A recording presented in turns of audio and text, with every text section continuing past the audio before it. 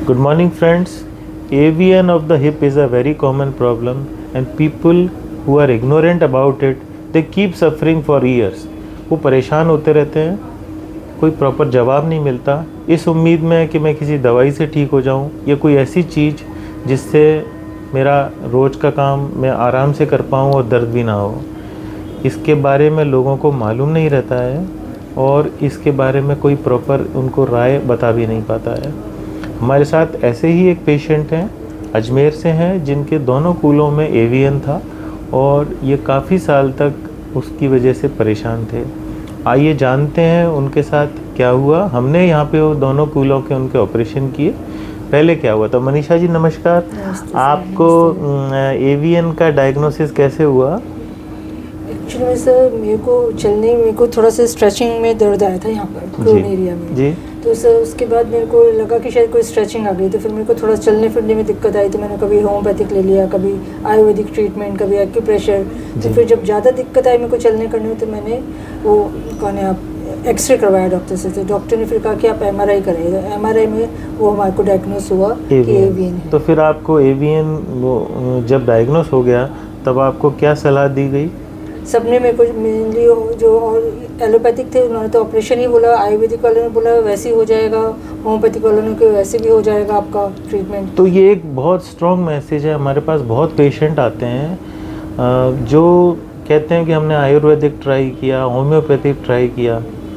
मैं किसी के बारे में कुछ कह नहीं सकता हूँ, लेकिन मेरा खुद का एक्सपीरियंस ये है कि ये दवाइयाँ एवीएन में कुछ भी काम नहीं करती, रादर इससे उनके ट्रीटमेंट में डिले ही होता है। तो एक मैसेज तो मेरा ये है कि प्लीज़ इस तरह की किसी इलाजों में ना जाएं, क्योंकि होम्योपैथी आयुर्वेदिक में इसका इलाज है ही नहीं, जो मेरे एक्सपीरियंस में तो नहीं है। और सेम इनके साथ हुआ। फिर क्या हुआ उसके बाद? सर उसके बाद मेरी मतलब हालत डिटेरियोरेशन पे ही चली गई। मतलब मेरे को वॉल पकड़ पकड़ के चल के किचन तक जाना पड़ता है। मेरे को बहुत ज़्यादा, इतनी ज़्यादा मैं एक तरह से अपने आप को अनफिट सा महसूस करने की नो मोर, मतलब दर्द बढ़ता बहुत दर्द बढ़ता गया, चलने में बहुत ज़्यादा दिक्कत, मेरे को उठने बैठने में सब चीज़ में बहुत दिक्कत थी। तो फाइनली ऑपरेशन के बारे में आपने डिसाइड कर लिया? हाँ, फिर मेरी डॉटर ने मेरे को वो जयपुर में पढ़ती थी, तो उसने मुझे बोला कि मम्मी मैं डॉक्टर ढूंढ के दे। फिर उसको ने आपको देखा, तो आपसे बात करी, उसने हमें ढूंढ ही लिया। फिर उसकी वजह से आज मैं यहाँ पर हूँ और आपसे आपको थैंक यू कहती हूँ। तो आपके दोनों कूलों के ऑपरेशन हुए? दोनों कूले चेंज हुए? हाँ जी।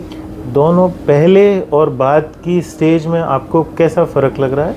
नहीं सर, जैसे मैं बहुत ज़्यादा अपने आप को डिसेबल्ड से ही समझने लगी थी कि मैं अपने आप बिल्कुल अपने पैरों पे खड़ी नहीं हो पाऊंगी। मेरे को बहुत ज़्यादा दिक्कत महसूस होती थी, पर अब आफ्टर गॉड ग्रेस एंड आपकी इससे तो मैं अपने आप से सारा काम अपना अब सारा काम करते हैं। सब काम। चलना फिरना कैसा है? चलना फिरना सही में अपना पूरे सीढ़ी चढ़ते हैं और अपना एक्टिव हो गए, घर का सारा काम करते हैं। घर का सारा काम करते हैं। तो आपकी तरफ से मैसेज कुछ ऐसे पेशेंट्स एवीएन के, तो उनके लिए कुछ भी एक लाइन की आप जो लगता है कि उनकी लाइफ को इम्प्रूव कर सकते हैं वो जरूर। सर मैं तो यही कहूँगी जितने भी लोग हैं कि अगर आपको खुदा ना खास्ता एवीएन की प्रॉब्लम होए तो आप प्लीज़ और किसी इलाज के जगह बस सीधे ऑपरेशन के लिए डॉक्टर को जा सकते हैं। ठीक है, उनसे कंसल्ट करिए, वही आपको बचा सकते हैं। तो friends, we will share her earlier videos and recent videos.